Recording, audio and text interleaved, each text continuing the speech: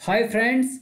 आज मैं उपस्थित हूँ एक अति महत्वपूर्ण संवाद के साथ और यह संबंधित है उत्तराखंड लोक सेवा आयोग हरिद्वार द्वारा प्रवक्ता संवर्ग की जो भर्ती प्रक्रिया वर्तमान में संपन्न की जा रही है उसकी मुख्य परीक्षा के संबंध में।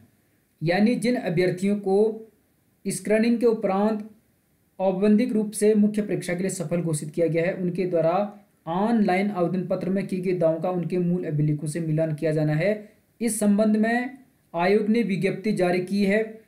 तो विज्ञप्ति में क्या क्या उल्लेख है, कौन कौन से अभिलेख आपको मूल रूप से हरिद्वार ले जाने हैं, कौन सी तारीख को आपको हरिद्वार जाना है अपने विषय अपने अनुक्रमांक के अनुसार। इसके अलावा इसमें हम जानेंगे विस्तृत आवेदन पत्र को कैसे भरना है, प्रमाणीकरण प्रपत्र को कैसे भरना है, देशना पत्र को कैसे भरना है, मुख्य परीक्षा के लिए आवेदन शुल्क कितना होगा कैटेगरी वाइज, और यदि किसी अभ्यर्थी का एक से अधिक विषयों के लिए सिलेक्शन हुआ है तो क्या उसे एक से अधिक दिन हरिद्वार जाना पड़ेगा या एक ही दिन में उनकी स्क्रूटनी का कार्य संपन्न हो जाएगा। इसके अलावा जो भी डाउट्स हैं प्रोविजनल डिग्री के बारे में, सभी सेमेस्टर्स या सभी वर्षों की मार्कशीट के बारे में, इसके बारे में भी जानकारी हम यहाँ पर साझा करेंगे। साथ ही आपको अपने समस्त प्रमाण पत्रों की अभिलेखों की कितनी कॉपीज यानी कितने सेट बनाने हैं इसके बारे में भी डिस्कस करेंगे। ध्यान से इस क्लिप को वॉच कीजिए और दूसरों को शेयर कीजिए। 7 जुलाई 2021 को स्क्रीनिंग का जो रिजल्ट था, परिणाम था, वह घोषित किया गया है। आप इसे ऑलरेडी जानते हैं।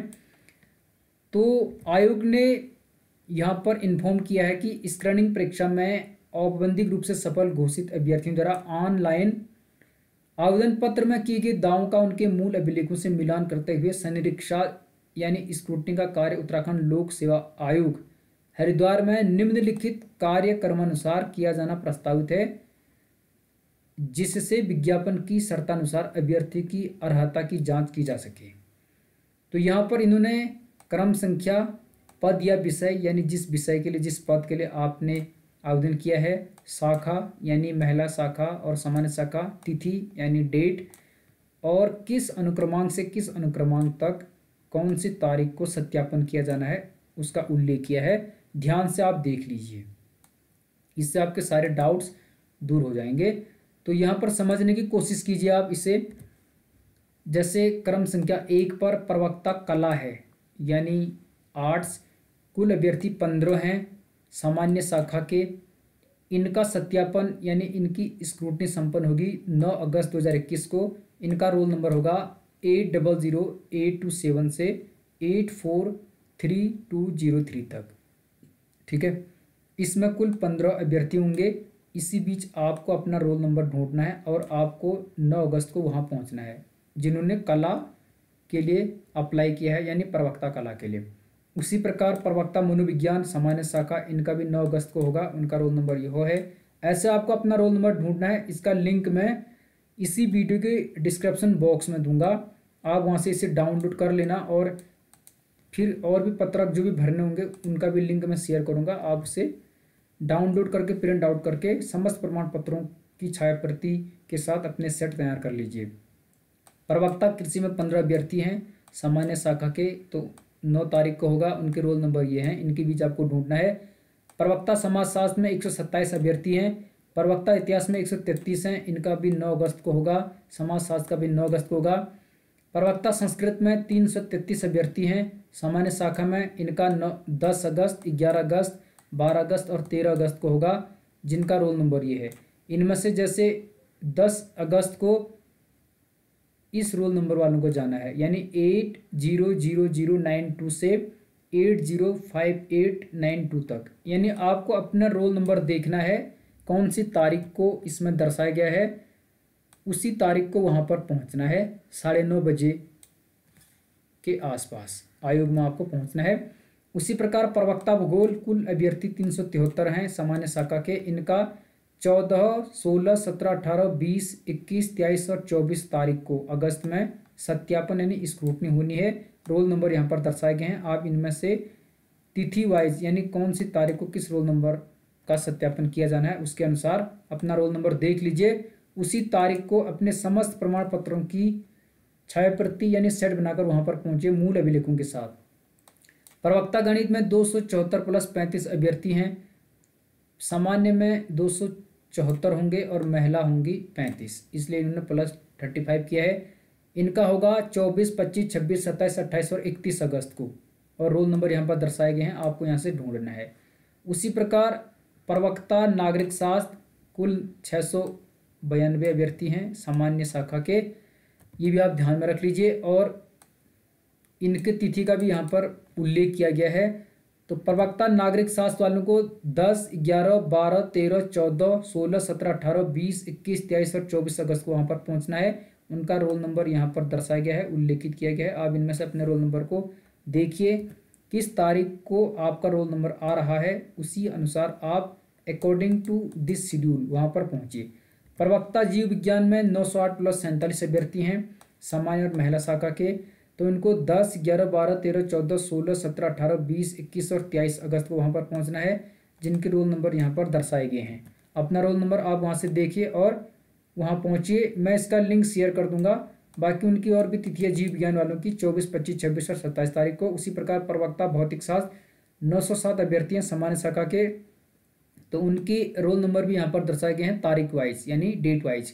उसी प्रकार से प्रवक्ता रसायन शास्त्र 966 प्लस 52 अभ्यर्थी हैं सामान्य और महिला शाखा के, उनकी लिए तिथियाँ और उनके रोल नंबर को यहाँ पर दर्शाया गया है। प्रवक्ता अंग्रेजी में आप देख लीजिए 1380 प्लस 01 अभ्यर्थी हैं, उनके रोल नंबर और तारीख यहाँ पर दर्शाए गए हैं।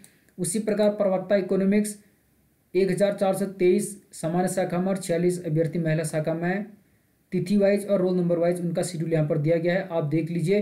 प्रवक्ता हिंदी में आप देख सकते हैं यहाँ पर कुल अभ्यर्थी सामान्य शाखा में 2604 हैं और महिला शाखा में 33 हैं। तो उनकी डेट और उनका जो रोल नंबर है वो भी यहाँ पर दर्शाया गया है, किस तिथि को आपको वहाँ पर पहुँचना है, ये आप ध्यान में रख लीजिए। अब यहाँ से आपको ध्यान देना, इसी अकॉर्डिंग आपको वहाँ पहुँचना है। ये देख लीजिए, आप 9:30 बजे तक परीक्षा भवन में उपस्थित होना सुनिश्चित करें और प्रारंभ होगा यह 10 बजे से। और जिन अभ्यर्थियों के अनुक्रमांक एक से अधिक विषय अथवा शाखा में सफल घोषित होने के कारण भिन्न भिन्न तिथि में उपरोक्त तालिका में उल्लिखित हैं, उन अभ्यर्थियों के समस्त विषयों शाखाओं के अभिलेख प्रथम तिथि जिस पर उन्हें उपस्थित होना है पर ही जांच लिए जाएंगे। तो ये ध्यान में रखना, जिनका एक से अधिक विषय के लिए सिलेक्शन हुआ है, यदि उनका रोल नंबर अलग अलग दर्शाया गया है ऊपर शेड्यूल में, तो आपको जो फर्स्ट दिन आपका वहाँ पर सत्यापन होगा, स्क्रूटनी होगी, उस दिन वहाँ पर पहुँचा जाएगा और सभी विषयों के लिए आपकी जो स्क्रूटनी होगी वह उसी दिन संपन्न हो जाएगी। तो इसमें आपको घबराने की बात नहीं है, फर्स्ट दिन में ही आपका सारा काम वहाँ पर निपट जाएगा, आपको 2-3 दिन वहाँ पर नहीं जाना पड़ेगा। और ये जो फर्जीवाड़ा है उसे रोकने के लिए स्क्रूटनी की जाती है आयोग के द्वारा, ताकि किसी प्रकार की त्रुटि ना हो और आयोग की जो पारदर्शिता और निष्पक्षता है वो बरकरार रहे। और इस ज्ञापन के साथ वेबसाइट पर निम्नलिखित प्रपत्र भी उपलब्ध कराए जा रहे हैं, जिन्हें अभ्यर्थी डाउनलोड कर पूर्ण रूप से भरते हुए समस्त प्रमाण पत्रों की स्वप्रमाणित प्रतिलिपियों के 2 सेट, जितने भी आपके प्रमाण पत्र हैं यानी समस्त प्रमाण पत्रों की स्वप्रमाणित प्रतिलिपियां अर्थात फोटोस्टेट के 2 सेट बनाना है आपको, साथ ले जाना है। नियत तिथि को आयोग में व्यक्तिगत रूप से उपस्थित होना है, यानी आपको खुद जाना है, फिजिकली जाना है, वहाँ पर उपस्थित होना है। तो ये 3 पत्रक आपको ले जाना है, मूल रूप से देख लीजिए। विस्तृत आवेदन पत्र यानी डिटेल्ड एप्लीकेशन फॉर्म, जिसे प्रपत्र संख्या 2 कहते हैं। प्रमाणीकरण प्रपत्र ले जाना है, ठीक है, यानी अटेस्टेशन फॉर्म प्रपत्र संख्या 3 कहते हैं। और देशना पत्रक यानी इंडेक्स कार्ड प्रपत्र संख्या 4। तो 1, 3, 2, 3, 4 और 1 भी होगा और नीचे अभी बताऊंगा उसको।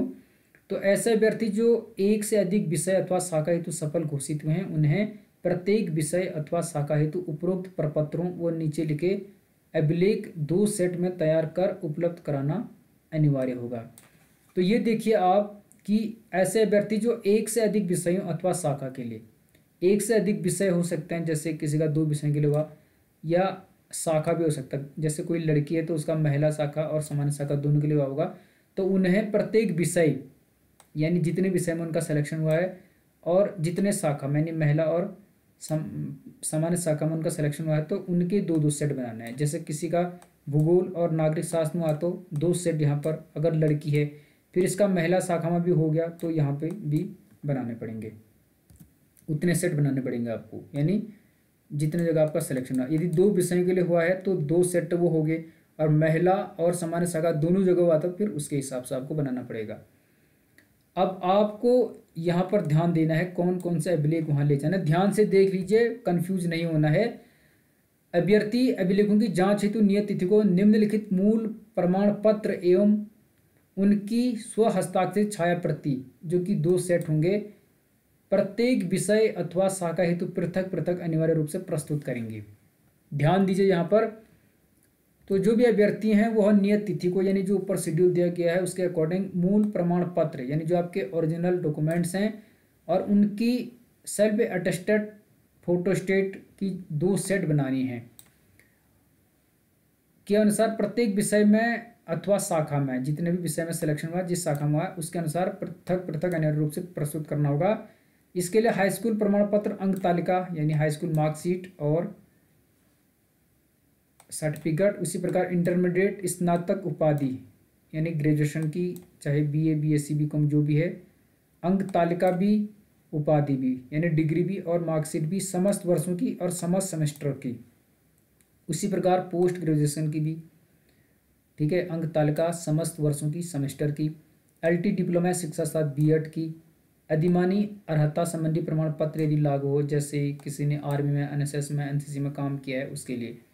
आरक्षण एवं स्थायी निवास संबंधी प्रमाण पत्र SC ST OBC के लिए जो कास्ट सर्टिफिकेट होता है, उसी प्रकार डोमिसाइल होता है स्थायी निवास के लिए, उसे आप ले जाना है। उसके अतिरिक्त विज्ञापन के बिंदु संख्या 2 में उल्लिखित नोट समूह गो के पदों पर भर्ती के लिए अन्य अनिवार्य अर्हता के संबंध में ऑनलाइन आवेदन पत्र में किए गए दावों के सापेक्ष अभिलेख प्रमाण पत्र भी आपको वहाँ पर ले जाना है। इधर देख लीजिए, यदि अभ्यर्थी राज्याधीन सेवा में सेवारत है, ठीक है, राज्य की किसी सेवा में सेवारत है, तो सेवा नियोजक द्वारा प्रदत्त अनापत्ति प्रमाण पत्र यानी NOC भी आपको ले जानी है। जो जैसे कोई अल्टी का टीचर है, कोई पुलिस में है, कोई पटवारी है, तो इस प्रकार के लोगों को जो भी है जो राज्याधीन सेवा में सेवारत है। यदि अभ्यर्थी के नाम पिता के नाम में विभिन्न प्रमाण पत्र में साम्य न हो तो उक्त के संबंध में शपथ पत्र मूल में, तो यदि अभ्यर्थी के नाम में, पिता के नाम में विभिन्न प्रमाण पत्र में समानता नहीं है, कहीं पर कोई त्रुटि है, तो उसके लिए आपको शपथ बना के ले जाना है, यानी एक एफिडेविट आप ले जा सकते हैं। पूर्व सैनिक आरक्षण का दावा किए जाने की स्थिति में पूर्व सैनिक अभ्यर्थी द्वारा इस आशय का पत्र यानी शपथ पत्र, एफिडेविट अन्य अभिलेखों के साथ अवश्य संलग्न करें कि उनके द्वारा पूर्व सैनिक आरक्षण का लाभ लेकर उन्हें पहले कभी भी सरकारी सेवा से नियोजित नहीं किया गया है। बाकी ये पूर्व सैनिकों के संबंध में है, आयु में जो छूट है उससे संबंधित है। तो आप अपने से संबंधित डॉक्यूमेंट्स को देख लीजिए, आपको किसी प्रकार का वहाँ पर डाउट्स नहीं होने चाहिए। और यदि 4800 ग्रेड पे से न्यून में कार्यरत रहने संबंधी साक्ष्य के रूप में अपनी अद्यतन वेतन पर्ची यानी स्लिप सैलरी की स्व हस्ताक्षरित छाया प्रति ले जानी। जैसे आप 1800, 1900, 4600, 4200 ग्रेड पे पर काम कर रहे हैं तो उससे संबंधित सैलरी स्लिप की फोटोस्टेट, ठीक है। बाकी ये आप देख लीजिए, ज़्यादा इम्पोर्टेंट नहीं है। और यहाँ पर थोड़ा सा ध्यान देने की बात यह है कि यदि अभ्यर्थी मुख्य परीक्षा हेतु यथावंचित उपयुक्त शर्तें पूरी नहीं करते हैं तो आयोग द्वारा अभ्यर्थी को मुख्य परीक्षा में सम्मिलित नहीं किया जाएगा। यह स्पष्ट किया जाता है कि माननीय आयोग अंक तालिकाओं को संबंधित परीक्षा के मूल प्रमाण पत्र अथवा डिग्री के स्थान पर मान्य नहीं समझते हैं। यानी जो अंक तालिका है अर्थात मार्कशीट हैं, उन्हें आयोग मूल प्रमाण पत्र अथवा डिग्री के स्थान पर मान्य नहीं मानता। यानी वह डिग्री मांगता है, अंक पत्रों के आधार पर आपको एक प्रकार से सक्सेस नहीं मानता है, ठीक है, मान्य नहीं मानता है। और केवल अंक तालिकाओं के आधार पर आपको संबंधित परीक्षा में उत्तीर्ण नहीं मानता। आपको वहाँ पर डिग्री ले जानी अनिवार्य है, ये ध्यान में रखना आप। जिन परीक्षाओं के परीक्षाफल हाल में प्रकाशित हुए हैं, परीक्षा संस्था एग्जामिनेशन बॉडी नियमित प्रमाण पत्र सर्टिफिकेट उपाधि डिग्री नहीं दिए गए, उनके लिए औपबंधिक प्रमाण पत्र यानी प्रोविजनल सर्टिफिकेट मूल प्रमाण पत्र के स्थान पर दिखाना होगा, जो प्रस्तुत किए जाने की तिथि से 6 माह पूर्व से अधिक का ना हो। तो 6 मंथ से पुराना ना हो, प्रोविजनल डिग्री आप ले जा सकते हैं वहाँ पर। तो ये भी आप ध्यान में रखना। 2 नवीनतम फोटो जो कि स्वप्रमाणित होंगे, ये भी आपको वहाँ पर ले जाने हैं। मुख्य परीक्षा हेतु जमा किए गए ऑनलाइन परीक्षा शुल्क की रसीद व आवेदन पत्र का प्रिंट आउट। तो मुख्य परीक्षा के लिए जो अभी लिंक आएगा वो आपको भरना है, वो भी आपको वहाँ पर ले जाना है, उसका जो प्रिंट आउट होगा। ऐसे अभ्यर्थी जो एक से अधिक विषयों शाखाओं में सफल घोषित हुए हैं उनके द्वारा ऑनलाइन भरी गई प्राथमिकता प्रिफ्रेंस सूची की प्रति एवं बहुदिव्यांग श्रेणी से संबंधित अभ्यर्थियों द्वारा संबंधित विषय में बहुदिव्यांग की उप श्रेणी के ऑनलाइन अंकन से संबंधित प्रिंट आउट की प्रति। इसका मतलब ये हुआ कि जिन अभ्यर्थियों का एक से अधिक विषयों या शाखाओं में सिलेक्शन हुआ है, जैसे किसी का 2 विषयों के लिए हुआ है और महिला में भी और सामान्य शाखा में भी सिलेक्शन हुआ है, तो उनके द्वारा ऑनलाइन भरी गई प्राथमिकता, यानी किस विषय में आप जॉब को प्राथमिकता दोगे। जैसे यदि किसी का भूगोल में और राजनीति विज्ञान में आता, दोनों में अगर आप सेलेक्ट हो तो आप किस विषय में जॉब करना चाहोगे, या आपका महिला शाखा और सामान्य शाखा दोनों में सिलेक्शन हो रखा है किसी लड़की का, तो किस में आप प्राथमिकता दोगे, महिला शाखा को ज्वाइन करोगे यानी जीजीआईसी को ज्वाइन करोगे या जीआईसी को, तो ये भी आपको ध्यान में रखना है। इसके अलावा मुख्य परीक्षा हेतु सफल अभ्यर्थियों को शाखावार विषयवार पृथक पृथक जितनी शाखाओं एवं विषय हेतु सफल घोषित किए गए हैं उनके लिए पृथक पृथक शुल्क अपनी श्रेणी उप श्रेणी के अनुसार निम्नवत परीक्षा शुल्क जमा करना होगा। तो ये भी आपको ध्यान में रखना है कि यदि आप शाखावार विषयवार पृथक पृथक रूप से सफल घोषित किए गए हैं तो उतना आपको शुल्क भरना पड़ेगा। यदि आप 2 जगह सेलेक्ट हैं 2 विषय के लिए, फिर महिला शाखा सामान्य शाखा में, तो आपको शुल्क भी उतना देना पड़ेगा। यहाँ पर ध्यान देना है कि net banking, debit card, credit card के माध्यम से ऑनलाइन परीक्षा शुल्क जमा करने हेतु लिंक आयोग की वेबसाइट upsc.gov.in पर 1 अगस्त 2021 से अभ्यर्थियों को उपलब्ध करा दिया जाएगा। तो इस लिंक के माध्यम से आपको ऑनलाइन फॉर्म भरना है मुख्य परीक्षा के लिए।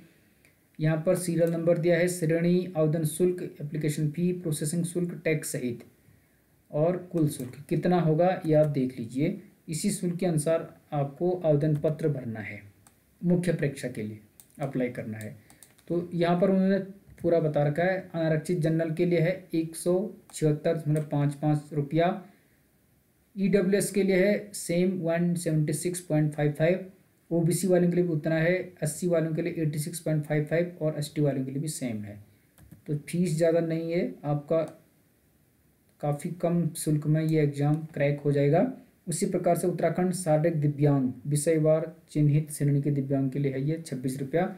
उत्तराखंड राज्य में संचालित स्वैच्छिक राजकीय गृहों में निवासरत अनाथ बच्चों के लिए कोई शुल्क नहीं है, तो ये आप ध्यान में रख लीजिए, ठीक है। तो ये सारे डाउट्स आपको दूर करने हैं। इसका पीडीएफ मैं इसी वीडियो के डिस्क्रिप्शन में दे रहा हूँ, आप वहाँ से इसे डाउनलोड कर लीजिए। ऐसे अभ्यर्थी जो एक से अधिक विषयों शाखाओं में सफल घोषित हुए हैं उन्हें मुख्य परीक्षा के अंतिम चयन परिणाम हेतु निम्न में से किसी एक आधार पर ऑनलाइन प्राथमिकता या प्रेफरेंस दर्ज करनी है। तो जिनका सिलेक्शन एक से अधिक विषयों के लिए या दोनों शाखाओं के लिए हुआ है, जैसे महिला शाखा सामान्य शाखा के लिए, तो उन्हें यहाँ पर दर्शाना है कि वो कहाँ ज्वाइन करेगा। विषय या शाखा के आधार पर प्राथमिकता, यानी विषय जैसे किसी का ज्योग्राफी और इकोनॉमिक्स में आया तो किस विषय में जॉब ज्वाइन करेगा, या शाखा महिला और सामान्य शाखा में से किसे ज्वाइन करेगा। दर्ज कर किए जाने की स्थिति में अभ्यर्थी का चयन उच्च प्राथमिकता दर्ज विषय एवं शाखा हेतु किया जाएगा। तो आपको प्रीफ्रेंस वहाँ पर डालनी है प्राप्तांक या शाखा के आधार पर, जैसे आपने किस विषय में ज़्यादा मार्क्स प्राप्त किए उसमें आप ज्वाइन करोगे या शाखा में, ऐसा भी आपको वहाँ पर करना है। जैसे अगर आपने इकोनॉमिक्स और पॉल साइंस में एग्जाम दिया और आपके इकोनॉमिक्स में ज़्यादा मार्क्स आए, सिलेक्शन दोनों हुआ, तो जिसमें आपके ज़्यादा मार्क्स आए क्या आप उस आधार पर ज्वाइन करोगे, या आपका सामान्य शाखा महिला शाखा दोनों के लिए सिलेक्शन हो गए तो आप किस में ज्वाइन करोगे, इसका मतलब ये हुआ, ठीक है। बाकी ये बहुत दिव्यांगता से संबंधित है, तो इनको वहाँ पर अपना जो प्रमाण पत्र है इससे संबंधित वो दिखाना पड़ेगा, जो कि ज़रूरी भी है और ये भी उससे संबंधित है, ठीक है। 1 अगस्त से इसके लिए लिंक आयोग की साइट upsc.gov.in पर उपलब्ध करा दिया जाएगा। और जिनका अभिलेखों की तिथि के अनुसार वहाँ पर स्क्रूटनी नहीं होगी, उनका मुख्य परीक्षा के लिए उन्हें अनर्ह यानी रिजेक्ट घोषित कर दिया जाएगा, ठीक है। ये भी आपको ध्यान में रखना। और वहाँ पर कैमरा, फ़ोन, इलेक्ट्रॉनिक उपकरण ले जाना अलाउड नहीं होगा। साथ ही आपको मास्क यानी कोविड-19 के अकॉर्डिंग ही जाना है, यानी उसके रूल रेगुलेशन के अनुसार। अब ये चेक लिस्ट है, ये देख लीजिए आप। उत्तराखंड विशेष अधीनस्थ शिक्षा प्रवक्ता संवर्ग समूह गो सेवा सामान्य एवं महिला शाखा मुख्य परीक्षा 2020 चेक लिस्ट है। तो ये भी आपको वहाँ पे फिल करना है, यानी इसका प्रिंट आउट निकालना है और इससे ले जाना है। विस्तृत आवेदन पत्र संख्या, यानी विस्तृत आवेदन पत्र जिसे प्रपत्र संख्या 2 कहते हैं, अभ्यर्थी द्वारा स्वयं पूर्ण रूप से भरा हुआ, संलग्न है अथवा नहीं। संलग्न है तो आप यहाँ पर है लिख दोगे या ऐसे टिक भी कर सकते हो। प्रमाणीकरण प्रपत्र जिसे प्रपत्र संख्या 3 कहते हैं, यहाँ पर आपको है अथवा नहीं लिखना है। ये तो है लिखोगे, नहीं है तो नहीं लिखोगे। फिर ये है देशना पत्रक यानी प्रपत्र संख्या 4। यहाँ पर हाई स्कूल प्रमाण पत्र, हाई स्कूल अंक तालिका, इंटरमीडिएट प्रमाण पत्र, इंटरमीडिएट अंक तालिका, यानी आपको मार्कशीट और सर्टिफिकेट दोनों का उल्लेख वहाँ पर करना है। ठीक है, ये आपको ध्यान रखना है। उसी प्रकार से यहाँ पर देख लीजिए आपको स्नातक उपाधि या डिग्री यानी यूजी की डिग्री और उपाधि जिसे कहते हैं उसका उल्लेख यहाँ पर करना है। स्नातक अंक तालिका समस्त सेमेस्टर वर्षों की, यहाँ पर हाँ या नहीं लिखना है। प्रास्नातक यानी पीजी की डिग्री, यहाँ पर प्रास्नातक अंक तालिका समस्त सेमेस्टर वर्षों की, यहाँ पर लिखना है। अल्टी डिप्लोमा बीएड यानी शिक्षा शास्त्र में स्नातक, शिक्षा शास्त्र में स्नातक बीएड अंक तालिका समस्त सेमेस्टर या वर्षों की। जैसे पहले सेमेस्टर नहीं होते तो वो ईयरली लगाएंगे, और अब जिनके सेमेस्टर होते हैं तो वो सेमेस्टर के अनुसार वहाँ पर लगाएंगे। उसी प्रकार से अधिमानी और हत्ता संबंधी प्रमाण पत्र यदि लागू हो तो प्रादेशिक सेना में कम से कम 2 वर्ष की सेवा का प्रमाण पत्र, नेशनल कैडेट कोर यानी एनसीसी बी अथवा सी प्रमाण पत्र।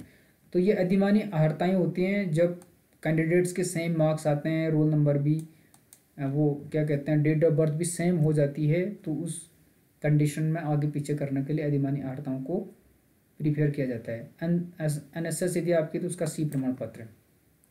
सक्षम अधिकारी द्वारा निर्धारित प्रारूप पर प्रदत्त लंबवत आरक्षण संबंधी प्रमाण पत्र, SC ST OBC और EWS, यानी जो आपका लंबवत आरक्षण होता है जिसे वर्टिकल रिजर्वेशन कहते हैं उसके संबंध में। हॉरिजॉन्टल रिजर्वेशन भी होता है। सक्षम अधिकारी द्वारा जो उत्तराखंड के स्वतंत्रता सेनानी हैं, उत्तराखंड महिला, उत्तराखंड पूर्व सैनिक, उत्तराखंड दिव्यांग, उत्तराखंड राज्य में संचालित स्वैच्छिक और राजकीय गृहों में निवासरत अनाथ बच्चे, स्थायी प्रमाण पत्र यानी डोमिसाइल। तो वहाँ पर आपको है, अगर नहीं है तो नहीं लिखना है। ठीक है, बाकी ये पूर्व सैनिक से संबंधित आरक्षण के संबंध में दावा, सैलरी स्लिप यदि आप पहले से जॉब कर रहे हैं 4800 ग्रेड पे से कम वेतन पर, यदि अभ्यर्थी द्वारा किसी सेवा में सेवा रहते हैं तो सेवा नियोजक द्वारा प्रपत्र NOC अनापत्ति प्रमाण पत्र। और यहाँ पर यदि अभ्यर्थी के नाम पिता पति के नाम में विभिन्न प्रमाण पत्र में साम्य न हो तथा भिन्नता हो तो उक्त के संबंध में शपथ पत्र, मूल रूप में शपथ पत्र ले जाना आपको, यानी एक प्रकार का आप एफिडेविट कह सकते हैं। पासपोर्ट साइज के 2 नवीनतम स्वप्रमाणित फोटोग्राफ, यहाँ पर आपको यस नो लिखना। ठीक है तो हाँ, नहीं है तो नहीं। मुख्य परीक्षा तो जमा किए गए ऑनलाइन परीक्षा शुल्क के रसीद व आवेदन पत्र का प्रिंट आउट भी आपको वहाँ पर ले जाना है, हाँ या नहीं भी लिखना है। बाकी ऐसे अभ्यर्थी जो एक से अधिक विषयों अथवा शाखा में सफल होता है द्वारा ऑनलाइन भरेगी प्राथमिकता प्रीफ्रेंस सूची की प्रति, यानी किसे आप ज्वाइन करोगे। ठीक है, तो ये भी आप देख लीजिए अच्छे से, ये पूरा का पूरा प्रिंट आउट करना है और आप उसको इसे भर के वहाँ पर ले जाना है। फिर से आयोग ने जो स्टार लगाया था उसके बारे में पर उल्लेख किया है कि माननीय आयोग अंक तालिकाओं को संबंधित परीक्षा के मूल प्रमाण पत्र अथवा उपाधि अथवा डिग्री के स्थान पर मान्य नहीं समझते। केवल अंक तालिकाओं के आधार पर आपको संबंधित परीक्षा में उत्तीर्ण नहीं माना जाएगा। तो आपको वहाँ पर ले जाना और प्रोविजनल सर्टिफिकेट ले जा सकते हो जो कि 6 महीने से पुराना नहीं होना चाहिए, यानी 6 महीने पहले का नहीं होना चाहिए, अर्थात 6 महीने के बीच का ही वो होना चाहिए। NSS SC ST OBC EWS से संबंधित जो प्रमाण पत्र हैं वो आपको वहाँ पर दिखाने पड़ेंगे। तो ये था विज्ञापन यानी विज्ञप्ति था ये। बाकी ये फॉर्म है, ये आप देख लीजिए जिससे भर के यानी चयन के अंतिम चरण में भरवाए जाने वाला प्रपत्र है ये। इसको देखकर आपको खुशी होनी चाहिए। यहाँ पर आपको फ़ोटो लगाना है। ये माननीय आयोग का मोबाइल नंबर है, कोई क्वेरी तो आप वहाँ से पूछ सकते हैं। ये पूरा भरना है, इसका लिंक मैं शेयर कर दूंगा, आप इसे डाउनलोड कीजिए। अनुक्रमांक, पद, नाम, विज्ञापन संख्या व दिनांक, अभ्यर्थी का नाम हिंदी में, इंग्लिश में, जन्म तिथि, लिंग, अभ्यर्थी के पिता पति का नाम, ठीक है, ये पूरा फिल करना आपको। इसे प्रपत्र 2 कहते हैं। पत्र व्यवहार, स्थायी पता, मोबाइल नंबर, ईमेल आईडी और Aadhaar card, PAN card, voter ID card, इनमें से कोई एक लगाना आपको। तो वैवाहिक स्थिति, बाकी ये आपका एकेडमिक क्वालिफिकेशन, अनिवार्य शैक्षिक अर्हताओं का विवरण, तो परीक्षा, बोर्ड, विश्वविद्यालय, उत्तीर्ण कब किया, विषय, शाखा, प्राप्तांक कितने था आपके, पूर्णांक ऑब्लिक प्राप्तांक, यहाँ पर उसका प्रतिशत, और प्रदत्त प्रमाण पत्र संख्या, यानी आपके सर्टिफिकेट में जो एक संख्या होगी सबसे ऊपर, वो संख्या यहाँ पर लिखनी है। हाई स्कूल, इंटरमीडिएट, डिप्लोमा, स्नातक, प्रास्नातक, यानी यूजी, पीजी, और जो आपका बीएड है उसका भी। बाकी अधिमानी अर्हताएँ हैं, यदि प्रादेशिक सेना में कम से कम 2 वर्ष की सेवा है, एनसीसी है, एनएसएस है, या इसके अलावा कोई भी अदर्स है आपके पास, तो उसका उल्लेख आप यहाँ पर कर सकते हो, इसलिए उन्होंने 1-2 कॉलम एक्स्ट्रा दिए हैं।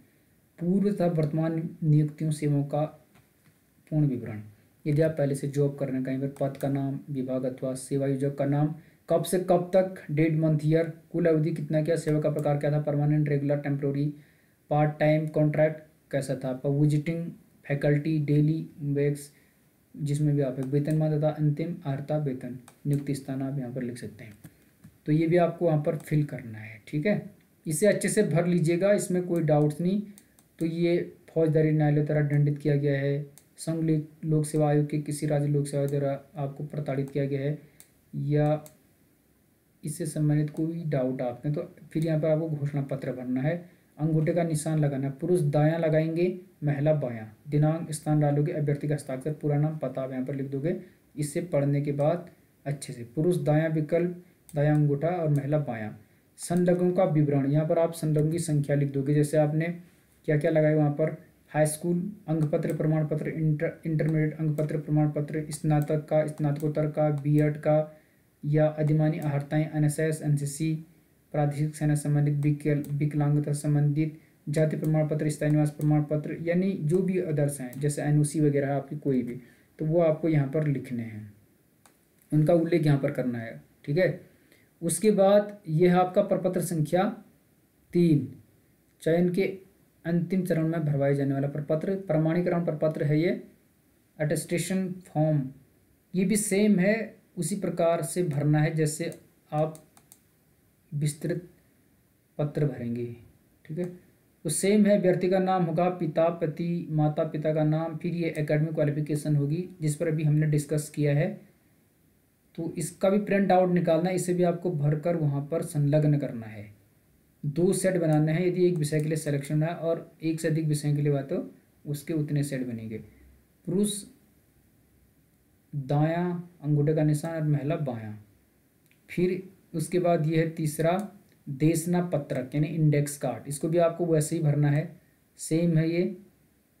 और यदि पहले इंटरव्यू होते थे उस समय भी ये भरवाया जाता था, तो अब मुख्य परीक्षा का प्रावधान है तो उसमें ये भरवाया जा रहा है।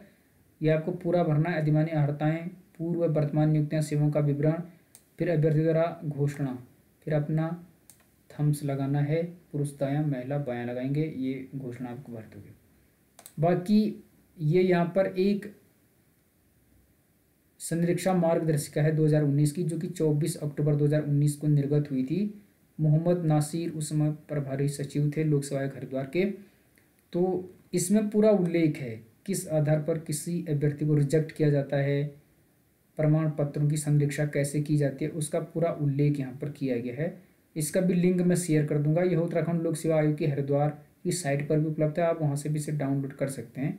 इसमें सारा आयु श्रेणी, अनिवार्य शैक्षिक अर्हताएँ, सबका विवरण दिया गया है, ध्यान से आप देख लीजिए। लंबवत आरक्षण हो गया, अनिवार्य अनुभव हो गया, क्षैतिज आरक्षण यानी हॉरिजॉन्टल वर्टिकल रिजर्वेशन के बारे में इसमें डिस्कस किया गया है, अच्छे से उल्लेख किया गया है, ठीक है। और ग्रुप सी के लिए कौन एलिजिबल होंगे, समूह गो के पदों हेतु वांछनीय अनिवार्य अर्हता, यहाँ पर कौन कौन इसका फॉर्म भर सकते हैं, तो इसका भी उल्लेख इसमें किया गया है। क्या अदर्स स्टेट के लोग भर सकते, नहीं भर सकते। इसमें सबसे इम्पोर्टेंट बात यह है कि उत्तराखंड लोक सेवा आयोग की परिधि के अंतर्गत तथा लोक सेवा आयोग की परिधि के बाहर समूह गो के सीधी भर्ती के पदों पर भर्ती हेतु आवेदन करने के लिए वही अभ्यर्थी पात्र होगा जिसने अपनी हाई स्कूल एवं इंटरमीडिएट अथवा इसके समकक्ष स्तर की शिक्षा उत्तराखंड राज्य में स्थित मान्यता प्राप्त संस्थानों से उत्तीर्ण की है, ये देखना। परंतु लिखा है, आप इसे पढ़ लीजिए, तो कोई बाहर का भर सकता, नहीं भर सकता, या उत्तराखंड का व्यक्ति वो बाहर रह रहा है कि वो भी इसे अप्लाई कर सकता, नहीं कर सकता, इसका भी इसमें उल्लेख किया गया है। देख लीजिए अच्छे से, इसका भी लिंक शेयर कर दूंगा। फिर ये मुख्य विज्ञापन है जो कि अक्टूबर 9 तारीख 2020 को ये विज्ञप्ति आउट हुई थी, उस समय की है ये। इस मोबाइल नंबर पर आप आयोग को कॉल भी कर सकते हैं, तो उसको भी मैंने यहाँ पर दिया है। ये पुरानी यानी जिसमें पूरे पदों का विवरण है, जातिवार, कैटेगरी वाइज, यानी किस कैटेगरी में कितने पद हैं उसका संपूर्ण विवरण है इसमें।